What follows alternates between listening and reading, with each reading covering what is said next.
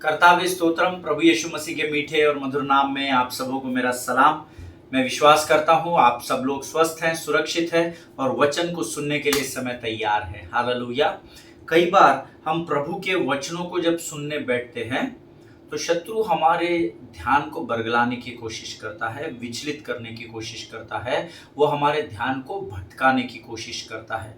लेकिन अगर हम उन सारी परिस्थितियों को पीछे रख कर जब यहोवा के वचनों को सुनने की ओर अपने कानों को और अपनी आत्मा को लगाते हैं तो स्वर्ग के स्वर्गदूत जो है वो प्रभु की आज्ञा को पाकर स्वर्ग के फाटकों को आपके लिए, आशीषों के लिए खोल देते हैं। हालेलुया।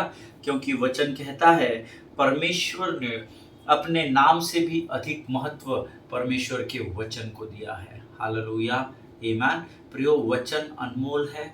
आज मैं वचन बांट रहा हूँ और आप वचन सुन रहे हैं। ये केवल और केवल परमेश्वर का अनुग्रह है कि परमेश्वर ने इस स्तर तक हमको लेकर आया। आमीन।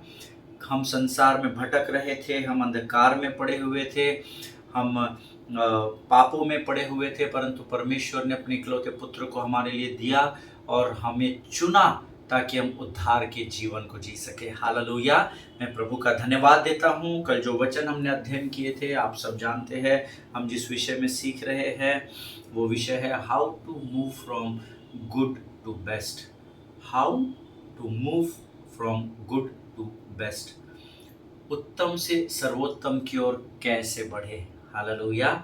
और हमने जो भी 2-3 दिन सीखा है, 3-4 दिनों से हम लोग इस विषय को सीख रहे हैं। मेरा पूरा विश्वास है कि परमेश्वर इस दाऊद के जीवन से ज़रूर कुछ बातों को आपको और मुझे सिखा रहा है। हालेलुया, आमीन। कल भी हमने अद्भुत वचनों को सीखा और कुछ लोगों से मेरी बातचीत हुई, कुछ लोगों ने ईमेल्स भेजे और उन्होंने कहा कि हमने इस वचन को पहले पढ़ा तो है, अध्ययन भी किया है, पर इस दिशा में परमेश्वर हमको कभी लेकर नहीं गया। हमने अलग प्रकाशनों को परमेश्वर से प्राप्त किया। हालेलुया। प्रिय, परमेश्वर किसी मनुष्य का कर्जदार नहीं होता।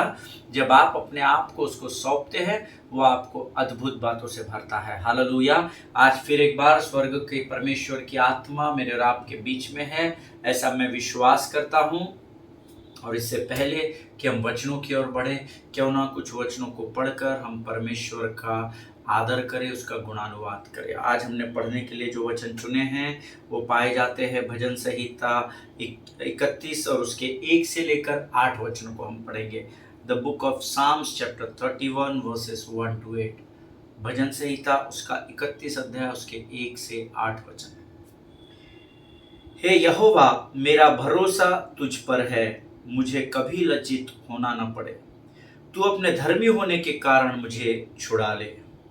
अपने कान मेरी ओर लगाकर तुरंत मुझे छुड़ा ले। क्योंकि तू मेरे लिए चट्टान और मेरा गढ़ है, इसीलिए अपने नाम के निमित्त मेरी अगुवाई कर और मुझे आगे ले चल। जो जाल उन्होंने मेरे लिए बिछाया है उससे तू मुझको छुड़ा ले, क्योंकि तू ही मेरा दृढ़ गढ़ है। मैं अपनी आत्मा को तेरे ही हाथ में सौंप देता हूँ। हे यहोवा, हे सत्यवादी ईश्वर, तूने मुझे मोल लेकर मुक्त किया है। जो व्यर्थ वस्तुओं पर मन लगाते उनसे मैं घृणा करता हूँ, परंतु मेरा भरोसा यहोवा ही पर है। मैं तेरी करुणा से मगन और आनंदित हूँ, क्योंकि तूने मेरे दुख पर दृष्टि की है। मेरे कष्ट के समय तूने मेरी सुधि ली है और तूने मुझे शत्रु के हाथ में पड़ने नहीं दिया। तूने मेरे पाँव को चौड़े स्थान में खड़ा किया है। हालेलुया। परमेश्वर इन पढ़े हुए वचनों पर हम में से प्रत्येक को आशीष दे। मैं विश्वास करता हूँ ये वचन जितनों ने पढ़े हैं उनको परमेश्वर ने जरूर आशीष दी है। हे यहोवा, मेरा भरोसा तुझ पर है, मुझे कभी लज्जित होना ना पड़े। तू अपने धर्मी होने के कारण मुझको छुड़ा ले। पहले परमेश्वर धर्मी है और परमेश्वर ने मुझे और आपको धर्मी बनाया, क्योंकि वो धर्मी परमेश्वर है। हालेलुया। वचन कहता है मेरा भरोसा तुझ पर है। भजन का लिखने वाला दाऊद कहता है, राजा, मेरी परिस्थिति भले ही कठिन हो, भले ही इस समय संसार मेरे साथ ना हो, परंतु ऐसी परिस्थिति में मेरा भरोसा संसार पर नहीं परंतु मेरा भरोसा तुझ पर है। और जब हम परमेश्वर पर भरोसा रखते हैं तो परमेश्वर हमको कभी भी लज्जित नहीं होने देगा। हालेलुया। हम एक गीत अक्सर गाते हैं, इस यूट्यूब पर भी हमने कई बार मैंने आपको बताया है, कभी भी यीशु ना छोड़ेगा, कभी भी यीशु ना त्यागेगा, कभी भी यीशु के लोग लज्जित नहीं होंगे। आमीन। जब आप यहोवा पर भरोसा रखते हैं, परमेश्वर का वायदा है वो आपको कभी लज्जित नहीं होने देगा। हालेलुया।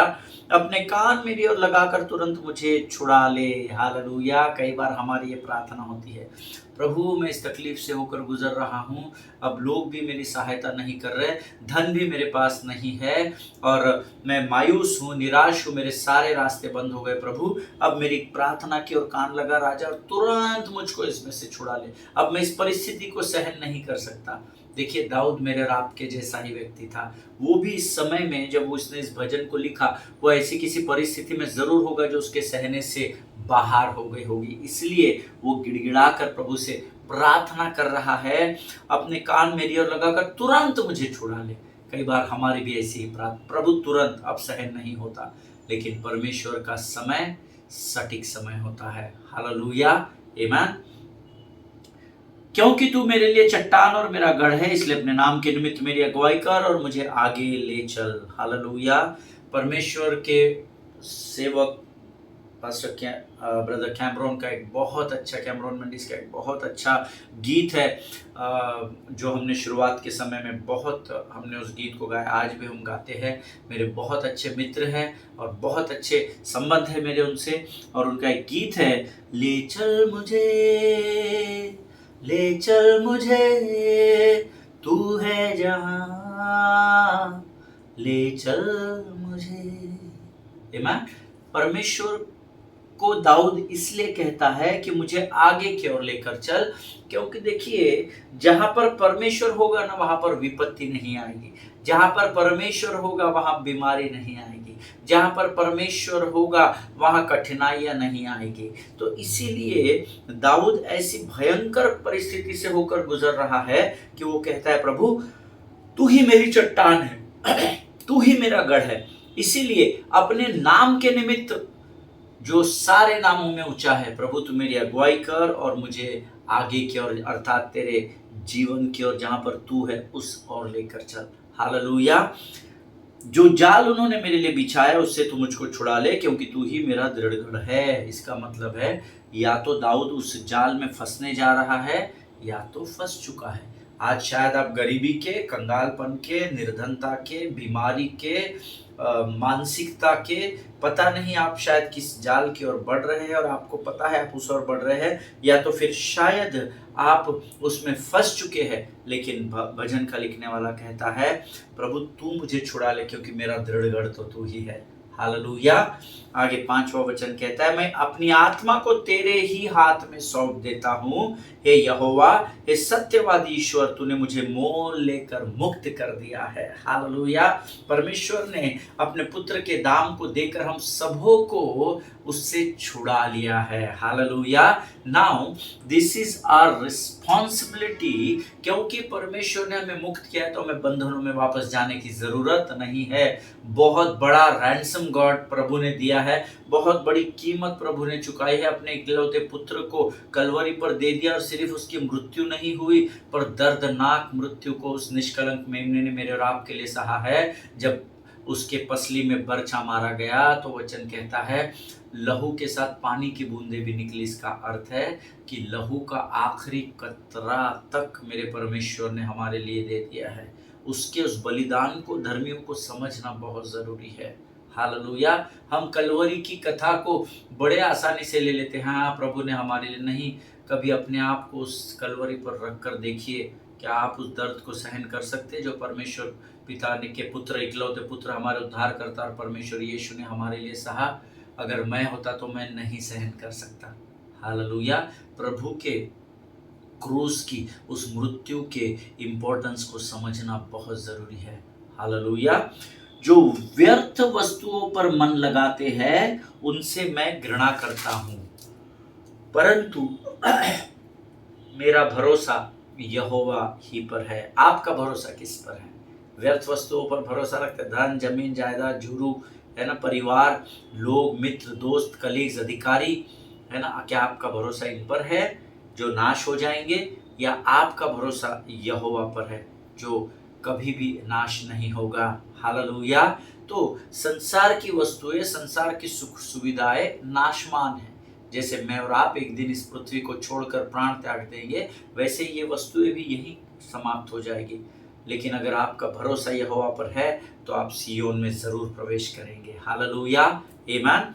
मैं तेरी करुणा से मगन और आनंदित हूँ, क्योंकि तूने मेरे दुख पर दृष्टि की है। मेरे कष्ट के समय तूने मेरी सुधि ली। ऑलवेज रिमेंबर, जब आप तकलीफों में होंगे, जब आप कठिनाई में होंगे, तो स्वर्ग का परमेश्वर यहोवा ही है जो आपको कष्टों से छुड़ाएगा। हालेलुया। मनुष्य आपको आपकी तकलीफों से आज़ाद नहीं कर सकता। आपका धन हमेशा आपको आपकी तकलीफों से आज़ाद नहीं कर सकता। महामारी जब कोविड की आई, भयंकर मरी का समय था, तो धन लोगों को नहीं बचा पाया। हालेलुया। कई लोगों ने लाखों रुपया खर्चा कर दिया, कई लोगों ने करोड़ों रुपया फूंक दिया, लेकिन वे अपने लोगों के जीवनों को नहीं बचा पाए। हालेलुया। लेकिन परमेश्वर कहता है, दाऊद कहता है, तूने मेरे दुख पर दृष्टि की है। मेरे कष्ट के समय में तू है प्रभु जिसने मेरी सुधि ली है। ये उनके लिए सुधि लेता है प्रभु जो उस पर भरोसा रखते हैं। आमीन। और 8 वचन, अंतिम वचन कहता है, और तूने मुझे शत्रु के हाथ में पड़ने नहीं दिया। तूने मेरे पाँव को चौड़े स्थान में खड़ा कर दिया, स्वतंत्र कर दिया। हालेलुया। जब आपके हाथ और पाँव को बेड़ियों से बांधा जाता है तो आप सिकुड़ जाते हैं, है ना, आप सिकुड़ जाते हैं, छोटे से स्थान में पाए जाते हैं। पर परमेश्वर ने आज़ाद कर दिया और आपको चौड़े स्थानों में स्वतंत्र जीवन को उसने दे दिया, ऐसा वचन कहता है। हालेलुया। परमेश्वर इन वचनों को समझने में आपकी सहायता और मदद करे। ये समय है जब हम इन वचनों के लिए यहोवा का धन्यवाद देंगे और आने वाले वचनों के लिए हम अपना समर्पण स्वर्ग के परमेश्वर के चरणों में करेंगे। Let us pray. Thank you Jesus. खुदावंद प्रभु यीशु मसीह के मीठे मधुर जीवित नाम के लिए हम धन्यवाद देते हैं राजा। धन्यवाद देते हैं प्रभु, आज इन वचनों को पढ़ने की सामर्थ्य तूने आज के दिन हमें दी है राजा। संसार में कितने ही लोग हैं प्रभु जो बिछौने पर लगे हुए हैं राजा, जो बोल नहीं सकते, सुन नहीं सकते प्रभु जी, परंतु हम तेरा लाखों लाख धन्यवाद देते हैं कि तूने हमें अपने शरीर में स्वस्थ और चुस्त और तंदुरुस्त रखा राजा, ताकि प्रभु हम तेरी वाणी को सुन सके, अपने मुख से अंगीकार कर सके और उस पर चल सके प्रभु जी। सब कुछ तेरी ओर से होता है राजा। प्रभु आज के इस पवित्र समय में हम अपने शरीर, प्राण, आत्मा और बुद्धि को तुझे समर्पित करते हैं। स्वर्ग के परमेश्वर सहायता कर और मदद कर राजा। प्रभु जी प्रार्थना करते हैं परमेश्वर पिता, जो वचन आज तो हमारे मध्य में लेकर आने पर हैं, तो उसके साथ तू हम में से हर एक के साथ हो। तेरी पवित्र आत्मा की सहायता हम पर बनाए रख राजा। हे प्रभु, हम तुझसे प्रार्थना करते हैं, मेरा सही मार्ग दिखा, मार्गदर्शन कर राजा, ताकि हम जब इन वचनों को सुने तो ये वचन हमारे जहन में बोए जाए और बीज के रूप में बोए जाए राजा, ताकि आने वाले समय में इन वचनों के द्वारा हम एक फलदायी वृक्ष का कार्य इस पृथ्वी पर कर सकें। जितने लोग सुन रहे हैं उनमें से प्रत्येक को आशीष दे, उनके सुनी अनसुनी प्रार्थना को उत्तर हाँ आमीन में मेरा राजा। सारी बातों में महिमा तुझको देते हैं, आगे के संपूर्ण समय को तुझे सौंपते हैं। विनती को धन्यवाद के साथ यीशु नासरी के नाम से मांगते, सुन और बड़ी दया से ग्रहण कर। आमीन आमीन। हालेलुया। फिर एक बार प्रभु यीशु मसीह के पवित्र उपस्थिति में मैं आप सबों को सलाम करता हूं, आप सबों का स्वागत करता हूं और विश्वास करता हूं कि आप सब लोग स्वस्थ और सुरक्षित पाए जाते हैं। हालेलुया। कल हमने कुछ अद्भुत बातों को सीखा था और हमने एक वचन पढ़ा था, दूसरा शमूएल उसका 24 अध्याय उसका 10वां वचन। हम फिर से उसी वचन को सुनेंगे और हम सब इसके पहले के अध्ययन को कर चुके हैं, इसलिए मैं उसकी गहराई में नहीं जाऊंगा। जो लोग रोज वचन सुनते हैं वो इमीडिएट कनेक्ट करेंगे, और जिन्होंने आज वचन पढ़ा है दूसरा शमूएल उसके 24 अध्याय को जो लोग पढ़कर आए हैं, उनके लिए इन वचनों को समझना बहुत आसान है। Hallelujah. So let us open our Bible to the book of 2 Samuel chapter 24 verse 10 says, जब दाऊद ने सैनिकों की गिनती की तो उसका विवेक बहुत व्याकुल हुआ। उसने यहोवा से कहा, मैंने जो कुछ किया है उससे मैंने बहुत बड़ा पाप किया है। अब हे यहोवा, मैं तुझसे विनती करता हूं कि अपने दास का अधर्म दूर कर, मैंने बहुत ही मूर्खता का काम किया है। जैसे ही दाऊद को अपनी की हुई गलती या पाप समझ आता है, बाइबल से उसका मन व्याकुल हो उठता है। And this is very important.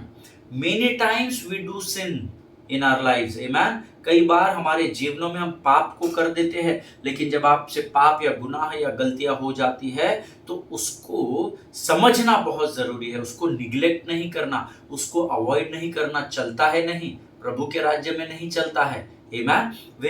when you are into sin, repent, amen. प्रभु ने आपके लिए प्रयोजन किया हुआ है पश्चाताप का, है ना। यहाँ पर दाऊद का मन व्याकुल हुआ, अर्थात उसको समझ में आ गया कि मैंने प्रभु के दैवीय कमांडमेंट या आज्ञा के बिना ही, प्रभु से आज्ञा पाए बिना ही मैंने ये जनगणना का, सेंसस का काम कर लिया। ये बात जब उसको ध्यान में आई कि मैंने तो बहुत बड़ी गलती कर दी, उसने इमीडिएट पछतावा किया। उसने यहोवा से कहा, मैंने जो किया उससे मैंने बहुत बड़ा पाप किया है।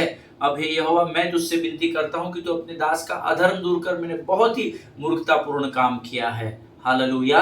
और यहाँ पर उस पर यहोवा का भय आ जाता है, और वचन में हमने सीखा था कल, यहोवा का भय मानना बुद्धि का आरंभ होता है। जैसे ही वो पश्चाताप करता है, परमेश्वर उसको बुद्धि से भर देता है, आमीन। और फिर उसके आगे सेकंड सैमुएल उसका 24 अध्याय उसका 14 वचन हम पढ़ेंगे, which says, David said to Gad, I am in deep distress. Let us fall into the hands of the Lord, for his mercy is great, but do not let me fall into human hands. Hallelujah.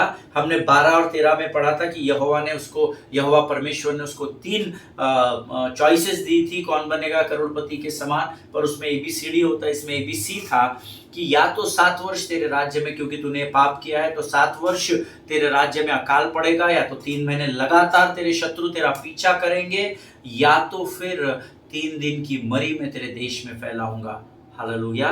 तो यहाँ पर दाऊद को क्योंकि बुद्धि आ गई है, उसने पश्चाताप कर लिया है, तो वो कहता है, प्रभु मनुष्य के हाथ में पड़ने से अच्छा है मैं तेरे चरणों पर या तेरी देवड़ी पर बैठ जाऊं, क्योंकि मैं जानता हूं that your mercy endures forever, क्योंकि तेरी दया भलाई की और हमेशा की होती है। हालेलुया, आमीन। यहाँ पर लिटरली दाऊद इज सेइंग, प्रभु मुझे मनुष्य के हाथों में मत पड़ने दे, क्योंकि मैं जानता हूं भले ही तू मुझसे क्रोधित है, निराश है, लेकिन उसके बावजूद भी जब मैं तेरे पास आता हूं तो तेरी दया मुझ पर तू बना कर रखता है। हालेलुया। जब आपसे पाप हो जाता है और आप परमेश्वर के सामने पश्चाताप करते हो, परमेश्वर आपको क्षमा करता है और अपनी दया और अनुग्रह से फिर एक बार भर देता है। हालेलुया। प्रिय, हो सकता है आज मैंने कुछ गलत काम कर दिया हो सकता है आज मुझसे और आपसे कुछ पाप हो गया हो, लेकिन अगर आज इसी समय आप और मैं अपने आप को परमेश्वर को सौंपते हैं तो यकीन जानिए उसकी दया और उसका अनुग्रह हमारे लिए काफी है कि वो हमारे पापों को अपने दया और अनुग्रह के द्वारा ढांप सके। हालेलुया, आमीन। और फिर हम आज अपने अध्ययन में आगे बढ़ेंगे। उसके बाद दूसरा शमूएल उसका 24 अध्याय उसका 15 वचन आज हम पढ़ेंगे। Second Samuel chapter 24 and verse 15। दूसरा शमूएल उसका 24 अध्याय का 15 वचन। So the Lord sent a plague on Israel from that morning until the end of the time designated, and 70,000 of the people from Dan to Beersheba died. इसीलिए यहोवा ने Israel में एक बीमारी भेजी। यह प्रातः काल आरंभ हुई और रुकने के निर्धारित समय तक रही। दान से बेरशेबा तक 70,000 लोग मारे गए। बाइबल बताती है उन 3 दिनों में दान से लेकर बेरशेबा का जो स्थान है वहां तक 70,000 लोग स्वर्गदूत जिसको असाइन किया गया था लगातार धड़ प्लेग के कारण लोगों को मारता गया, और दान से लेकर बेरशेबा तक 70,000 लोग मारे गए। हालेलुया। और जैसे ही ये बेरशेबा से आगे परमेश्वर स्वर्गदूत जो था वो जेरूशलेम की ओर बढ़ा कि वो भी और आगे लोगों को मारे, तब जैसे ही स्वर्गदूत जिसको परमेश्वर ने इस कार्य को करने की इजाजत या आज्ञा दी थी वो 70,000 को दान से बेरशेबा तक मारता गया, और जैसे ही वो यरूशलेम की ओर बढ़ा, God said that is enough. Hallelujah. परमेश्वर ने स्वर्गदूत से कहा बस अब बहुत हो गया। आमीन। देखिए, अगर आप वचन बारीकाई से पढ़ते हैं तो आपको वचन जल्दी समझ में आएगा, लेकिन क्योंकि पास्टर ने पढ़ने कहा है इसलिए आप वचन पढ़ते हैं तो आपके सर के ऊपर से निकल जाएगा। You have to be literally enter into that story, आपको उस अध्ययन में अंदर जाना पड़ेगा, आपको उस स्थान पर होना पड़ेगा। आमीन। देखिए दाऊद ने क्या कहा, यहाँ वचन में हमने अभी क्या पढ़ा था थोड़ी देर पहले, अंग्रेजी में सटीक लिखा हुआ है, Let us fall into the hands of the Lord, for mercy is great, but do not let me fall into human hands. So the Lord sent a plague on Israel from that morning until the end of the time designated. इसको underline कर ले, तय किए हुए समय तक, है ना। परमेश्वर ने 3 दिन का समय तय किया था, है ना। और वो 3 दिन का समय दान से लेकर बेरशेबा पहुंचने तक स्वर्गदूत जिसको असाइन किया गया था, ये 3 दिन का समय यहाँ समाप्त हो गया। स्वर्गदूत तो अपना काम पे लगा हुआ था, उसको तो बस लोगों को मारने का ड्यूटी मिला था, और वो 70,000 लोगों को यहाँ तक मार चुका था। और अब वो यरूशलेम में बेरशेबा से प्रवेश करने वाला था और लोगों को मारने, तो परमेश्वर ने उसको यहाँ पर रोक दिया, और परमेश्वर ने कहा दैट्स इनफ, हालेलुया। क्योंकि परमेश्वर के मुख से एक बार जो शब्द निकलता है, परमेश्वर अपनी वाचा से नहीं बदलता, हालेलुया, आमीन। अगर आप दूसरा शमूएल उसका 24 अध्याय उसका 16 वचन पढ़ेंगे तो आप वहां पर इस बात को पाएंगे। स्वर्गदूत ने अपनी भुजा यरूशलेम की ओर उसे नष्ट करने के लिए उठाई, दान से लेकर बेरशेबा तक 70,000 को मार दिया। अब यहाँ से वो आगे यरूशलेम में एंट्री करने पर अपनी भुजा को, अपनी आंखों को उठाया और यरूशलेम की ओर उसे नष्ट करने के लिए उठाई। किंतु जो बुरी बातें हुई उनके लिए यहोवा बहुत दुखी हुआ। यहोवा ने उस स्वर्गदूत से कहा जिसने लोगों को नष्ट किया, बहुत हो चुका। अंग्रेजी में आप पढ़ेंगे तो गॉड सेड दैट्स इनफ, अपनी भुजा नीचे करो। यहोवा का स्वर्गदूत यबूसी अरोना के खलिहान के किनारे पर था, हालेलुया। दैट मीन्स ये दान है और ये बेरशेबा है। दान से लेकर धड़ धड़ स्वर्गदूत 70,000 लोगों को मार चुका। अब वो उस स्थान पर है कि यहाँ से यरूशलेम शुरू होता है और वो यरूशलेम की ओर अपनी आंखों को, भुजाओं को उठाता है, उसको नष्ट करने को बढ़ ही रहा है। तो परमेश्वर कहता है दैट इज इनफ, और स्वर्गदूत जहाँ रुका उससे आगे का जो स्थान था वो वचन कहता है यबूसी अरोना के खलिहान का किनारा था, हालेलुया, आमीन। God is awesome God.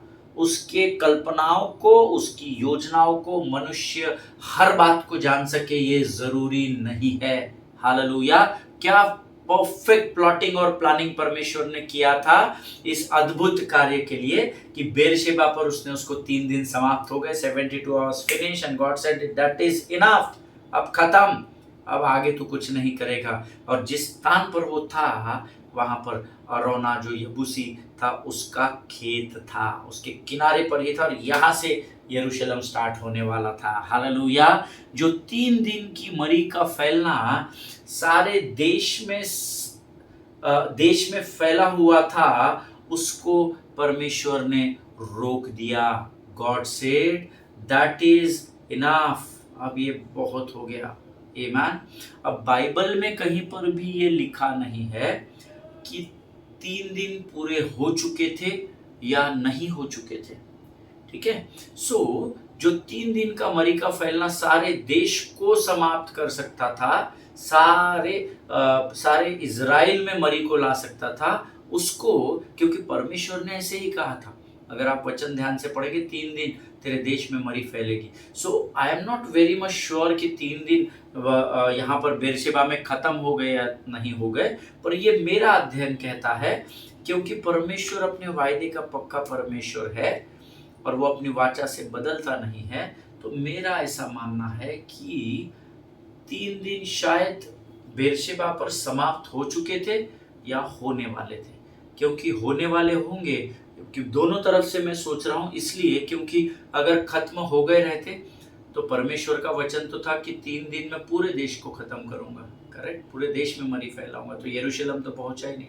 ये एक कारण हो सकता है, या तो वो 3 दिन समाप्त होने के होंगे, इसीलिए शायद यरूशलेम की ओर स्वर्गदूत ने भुजा को उठाया होगा, Amen. सो मुझे आई am not very much sure, but मैंने आपको इसलिए कहा कि 3 दिन तक हो गया होगा क्योंकि मेरा ऐसा सोच है और बाइबल में लिखा है कि परमेश्वर अपनी वाचा से कभी बदलता नहीं है।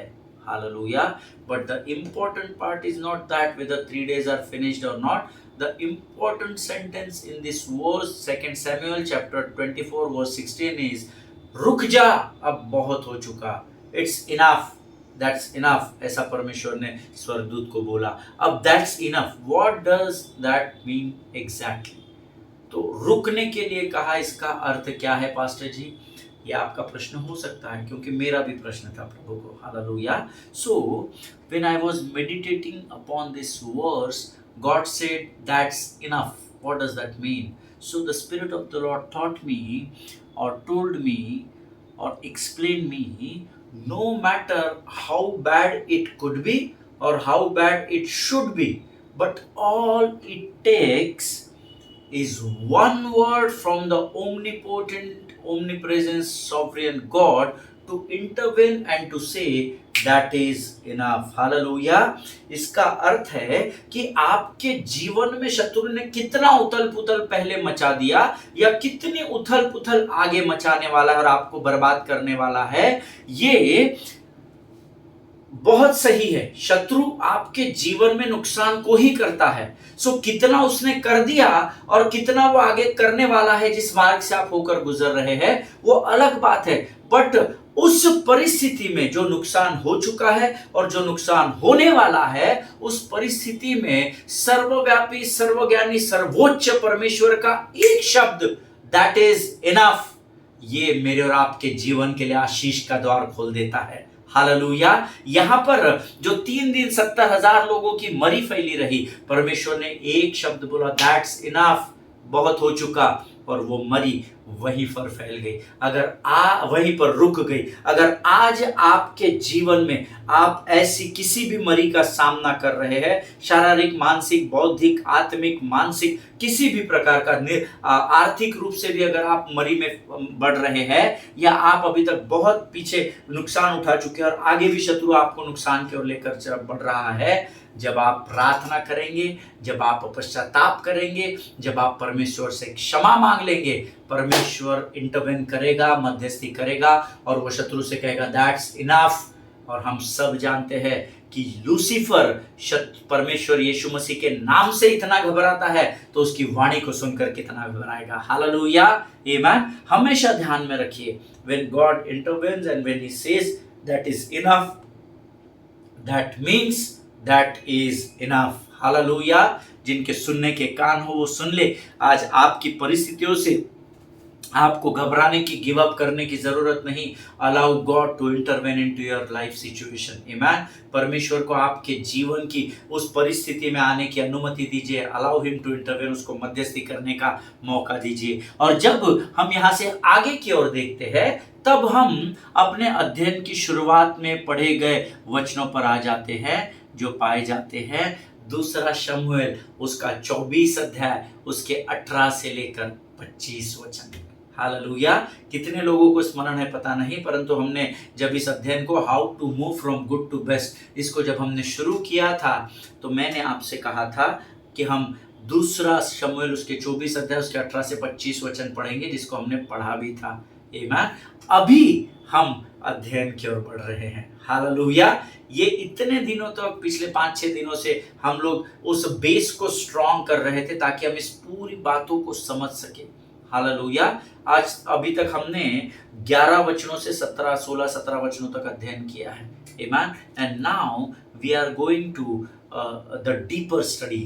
आमीन। हम अब गहरे अध्ययन में प्रवेश करेंगे। मेरा पूरा विश्वास है आज जो ये वचन मैंने आपको बताया है, इसके द्वारा परमेश्वर ने जरूर आपसे बातचीत की है। No matter beloved people of God which situations you are coming from and towards which situation you are going. Hallelujah.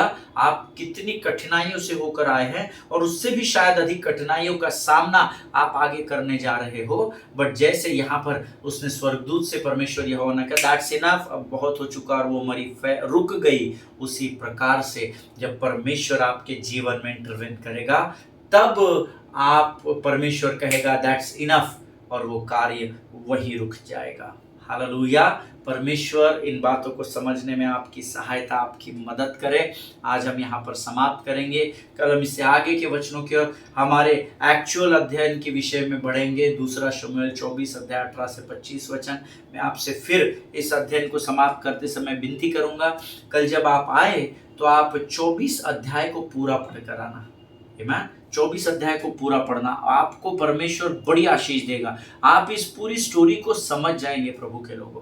आमीन। आप इसको बड़ी गंभीरता से पढ़कर आना, तो आपकी कनेक्टिविटी प्रभु के आत्मा के साथ बड़ी फास्ट हो जाएगी। हालेलुया। प्रभु आप सबों को आशीष दे। आइए इस समय हम धन्यवाद की प्रार्थना करें। खुदावंद प्रभु यीशु मसीह के मीठे मधुर जीवित नाम के लिए हम तेरा धन्यवाद देते हैं। प्रभु जी धन्यवाद देते हैं क्योंकि तेरी आंखें हमारी ओर लगी हुई। इस अद्भुत वचन के लिए, इन प्रकाशनों के लिए धन्यवाद देते हैं। फिर एक बार तूने आज यहाँ पर बहुत सारे लोगों के मनों को मजबूत किया, ऐसा हम विश्वास करते हैं। टूटे हुए हृदय को तूने आज इस वचन के द्वारा जोड़ने का काम किया, ऐसा मैं विश्वास करता हूँ राजा। जितनों ने गंभीरता से ग्रहण किया, तो उनके प्रति गंभीर होना प्रभु जी। उनकी परिस्थितियों में, हमारी परिस्थितियों में तू उतरा राजा, और तू पूरा कंट्रोल, पूरा नियंत्रण अपने हाथों में ले, ताकि हम विजय से विजय की ओर और महिमा से महिमा की ओर बढ़ सके। सारी बातों में महिमा तुझको देते हैं। आगे के संपूर्ण समय को तुझे सौंपते हैं। धन्यवाद देते हैं, तूने हमारी प्रार्थना को कबूल किया। अपने आप को यीशु के लहू में सुरक्षित करते हैं। विनती को धन्यवाद और पूरे विश्वास के साथ हमारे उद्धारकर्ता जीवित परमेश्वर यीशु नासरी के मीठे और पवित्र नाम में मांगते, सुनिए और बड़ी दया से ग्रहण करें। आमीन। हालेलुया। परमेश्वर आप सबों को बड़ी आशीष दे। इजराइल के लिए प्रार्थना करें, भारत देश के लिए प्रार्थना करें, महाराष्ट्र में इलेक्शंस है उसके लिए प्रार्थना करें, अपने पासबानों के लिए, जहां से आप वचन के द्वारा आशीष पाते हैं उन सबों के लिए और उनके परिवारों के लिए प्रार्थना करें। हालेलुया। पासबानों के लिए प्रार्थना करें का मतलब सिर्फ अपने ही पासबान नहीं, ऑफ कोर्स वो आपके आत्मिक पिता है, तो आपका ये उत्तरदायित्व है, आपकी जिम्मेदारी है कि जिस कलीसिया में आप वचन प्राप्त करते हैं उस कलीसिया के पासबान और उनके परिवार के लिए ज़रूर प्रार्थना करें। उसके अलावा जहाँ कहीं भी आप वचन सुनते हैं, गीतों को सुनते हैं, जब आप उसके द्वारा आशीषित होते हैं, उन लोगों के लिए भी ज़रूर प्रार्थना करें, क्योंकि उनके द्वारा आपने आशीष को पाया है। हालेलुया। क्योंकि धर्मी जन के प्रार्थना के प्रभाव से बहुत कुछ हो सकता है। आमीन। हम कल फिर मुलाकात करेंगे। स्वस्थ रहे, सुरक्षित रहे। सभी को जय मसीह की। God bless you all.